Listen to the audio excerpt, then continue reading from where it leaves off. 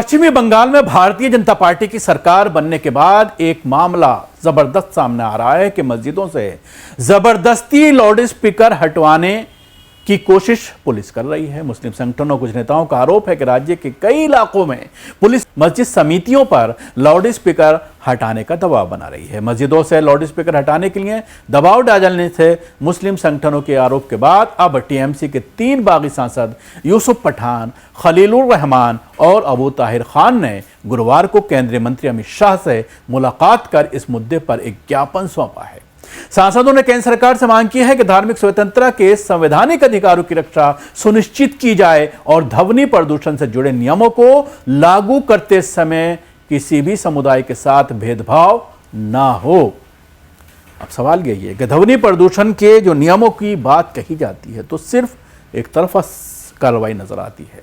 मंदिरों पर उसको लागू नहीं किया जाता, सिर्फ मसाजिदों से लाउड स्पीकर हटाए जाते हैं या उसकी आवाज़ कम की जाती है, जैसा कि हम देख रहे हैं कि उत्तर प्रदेश, उत्तराखंड और कई राज्यों में, मध्य प्रदेश में इस तरह से किया गया है। अब इसको लागू किया जा रहा है पश्चिमी बंगाल में। मुर्शिदाबाद से सांसद अबू ताहिर खान, उन्होंने कहा है कि उन्होंने केंद्रीय गृह मंत्री अमित शाह के सामने मस्जिद में अजान और लाउड स्पीकर से जुड़ी शिकायतें रखी हैं। मुर्शिदाबाद से सांसद अबू ताहिर खान ने कहा है कि उन्होंने अमित शाह से मुलाकात कर कहा है कि मस्जिद में अजान नहीं होगा तो क्या होगा। अबू ताहिर खान के साथ ही यूसुफ पठान और खलीलुर रहमान ने गृह मंत्री को एक ज्ञापन भी सौंपा है। स्थानीय पुलिस प्रशासन द्वारा मस्जिदों से लाउड स्पीकर और माइक्रोफोन हटाने के निर्देश दिए जा रहे हैं। उनके साथ यूसुफ पठान और खलीलुर रहमान भी मौजूद थे। सांसदों की ओर से दिए गए ज्ञापन में आरोप लगाया गया है कि स्थानीय पुलिस प्रशासन की ओर से कुछ जगहों पर मस्जिद समितियों को लाउड स्पीकर और माइक्रोफोन हटाने के निर्देश जारी किए गए हैं। ज्ञापन में यह भी कहा गया है कि सांसदों को अपने मतदाताओं के प्रति जवाबदेह होना है और वे ऐसे किसी कदम का समर्थन नहीं करेंगे जिसे किसी विशेष समुदाय के खिलाफ माना जाए। विवाद की शुरुआत मस्जिदों के लाउड स्पीकर को लेकर विवाद उस समय तेज हुआ जब राज्य में धार्मिक स्थलों पर ध्वनि प्रदूषण से जुड़े नियमों को सख्ती से लागू करने की प्रक्रिया शुरू की गई।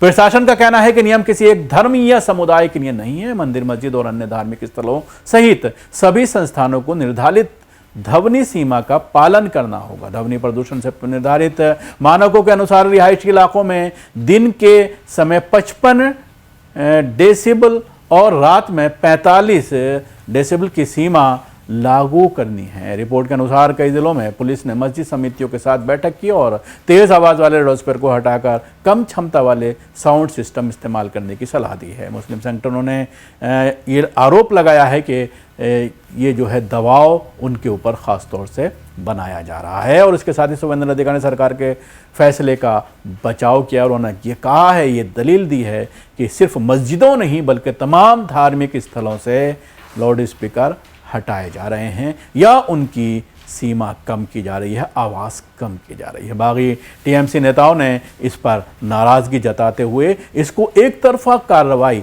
करार दिया है। इसके साथ ही मैं आपको बताना चाहूँगा जमात उलमा हिंद ने भी इस कार्रवाई को लेकर बड़ी चेतावनी दे डाली है और जमात उलमा हिंद का ये कहना है कि अगर सरकार सिर्फ एक तरफा कार्रवाई करती है, सिर्फ मस्जिदों से लाउड स्पीकर हटाती है तो हम एक बड़ा आंदोलन करेंगे। पूरे प्रदेश में आंदोलन किया जाएगा, इसके खिलाफ हम लोग सड़कों पर उतरेंगे। ये हमारी धार्मिक आज़ादी के खिलाफ एक बड़ा हमला है। ऐसे विधायक नौशाद सिद्दीकी ने पुलिस से जवाब मांगा है कि आखिर सिर्फ मस्जिदों पर ही एक्शन क्यों लिया जा रहा है। एसएफ के विधायक नौशाद सिद्दीकी ने भी मस्जिद समितियों से शिकायतें मिलने का दावा किया है। उन्होंने राज्य के पुलिस महानिदेशक को एक पत्र लिखकर पूछा है कि क्या मस्जिदों के लाउड स्पीकर हटाने को लेकर कोई आधिकारिक लिखित आदेश जारी किया गया है। सिद्दीकी ने संकेत दिया है कि यदि स्थिति स्पष्ट नहीं हुई तो इस मामले को लेकर कलकत्ता हाईकोर्ट का रुख भी किया जा सकता है।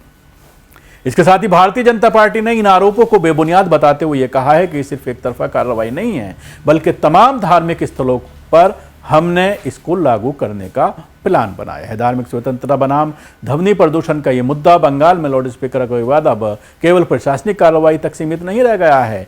एक तरफ सरकार और बीजेपी इसे ध्वनि प्रदूषण तथा अदालत के निर्देशों के पालन का मामला बता रही है, वहीं मुस्लिम संगठन और कुछ विपक्षी नेता आरोप लगा रहे हैं कि नियमों को लागू करने के नाम पर मस्जिद समितियों पर अतिरिक्त दबाव बनाया जा रहा है और सिर्फ मस्जिदों पर ही कार्रवाई की जा रही है।